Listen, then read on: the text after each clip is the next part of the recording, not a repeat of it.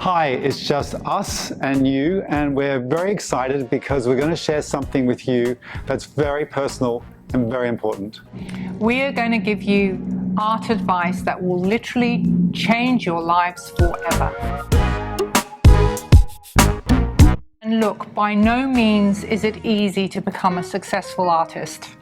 It's really, really hard, and we're going to give you 5 tips that we think are life-changing? Absolutely. Art-changing.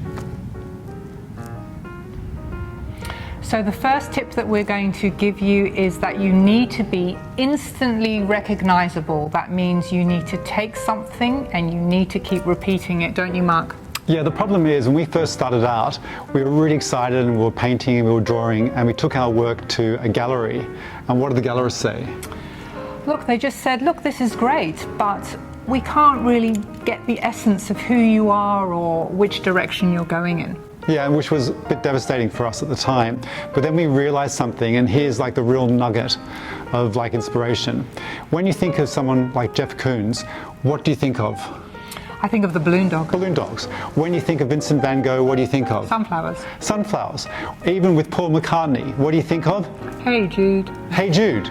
So all these artists, although they're so well known, they're really well known for 1 or 2 things only.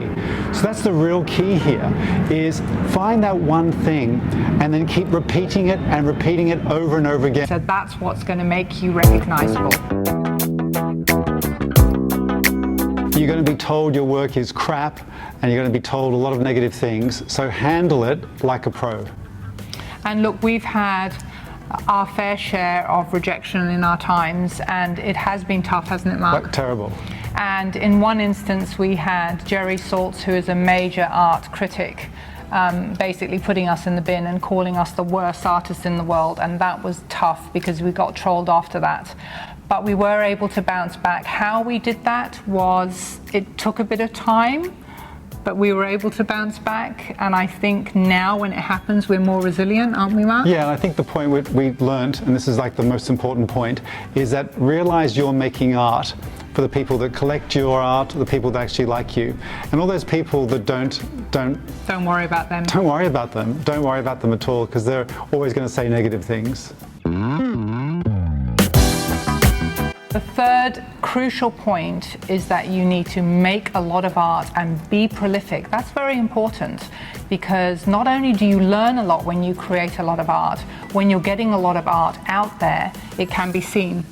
Yeah, I think people don't realize Picasso painted hundreds of thousands of pieces of work. He did sculpture, he did pottery, he did drawings, he did everything. Andy Warhol, he's a good example. So much work. He was a filmmaker.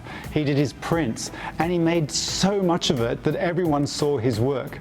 Plus, and I think you can get worried that you're going to get overexposed, but don't worry about that. You can never create enough art. Just keep creating. The more, the better. And what we found is that the more you do, the better you get, the more experience you get, the more confident you get. So what's the lesson? Be prolific and create a lot of art. So our fourth point is very, very important.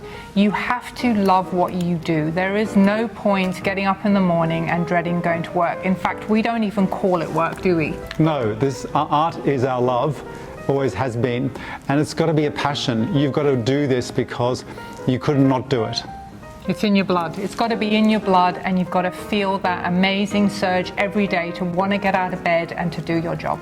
So it's a mindset, and imagine once you sit there and think, I'm doing this because it gives me incredible endorphins, you're just loving every moment of being an artist.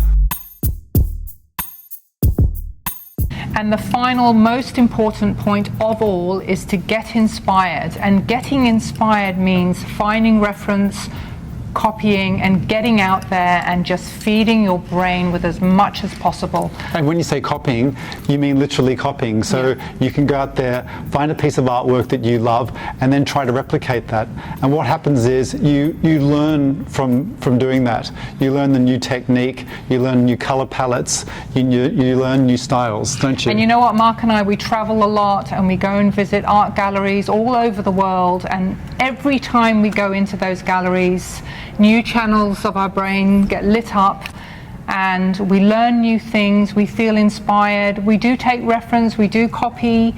That's all okay. That's just going to help you grow as an artist. So in conclusion, we wanted to say that art for us has been a journey, and there's been many ups. And many downs, and you know what, we're still learning even after it's been 33 years, hasn't it? 33 years. And we're going to keep learning, and we know we're doing this for the rest of our lives, as long as that is 99, we always say. 99. Never going to give it up, mainly because we love it. So Yeah, we do. We really, really love what we do. look, we hope you get something out of this, and if you have any questions, subscribe and send us any questions you have in the comments, and we'll be right back at you.